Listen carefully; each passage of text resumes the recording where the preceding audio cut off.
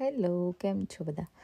તો જો મસ્ત બેગલ બનીને તૈયાર થઈ ગયા છે અને ઘણા બધાએ મને એમ કીધું કે રેસીપી શેર કરજો.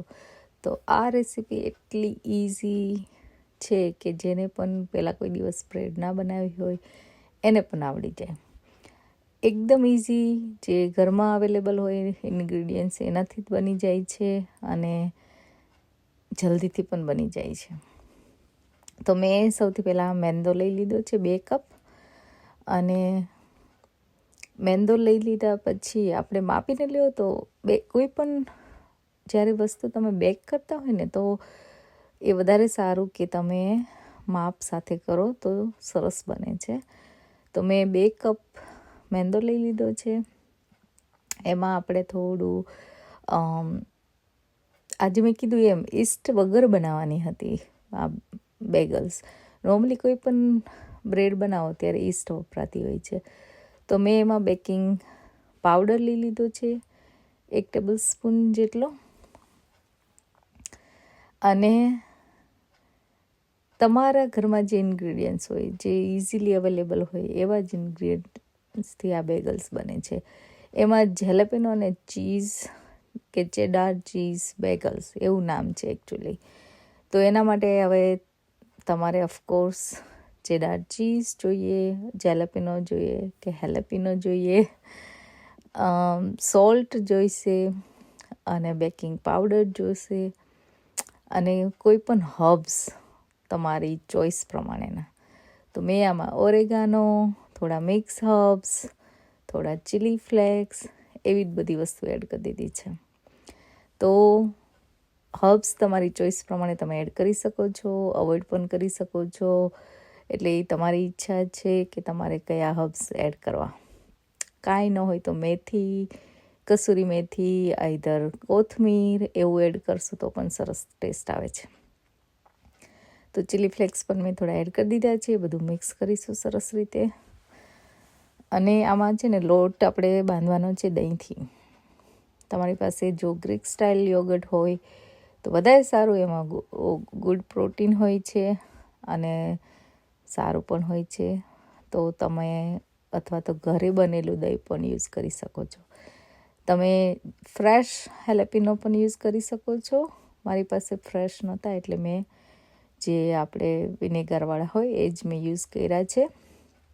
પણ તમારી ચોઈસ પ્રમાણે તમે ફ્રેશ યુઝ કરી શકો છો.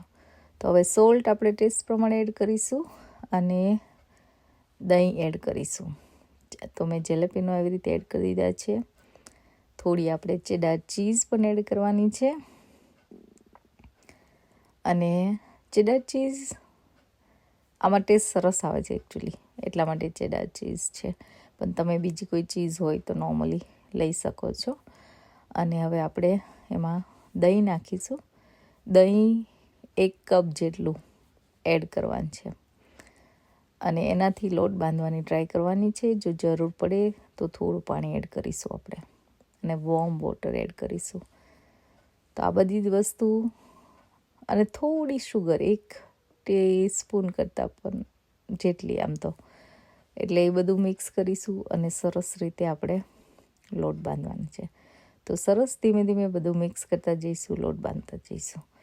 દહીંથી બંધાઈ જવો જોઈએ લોટ, પણ ના બંધાય તો થોડું મેં કીધું એમ પાણી પણ આપણે એડ કરી શકીએ છીએ.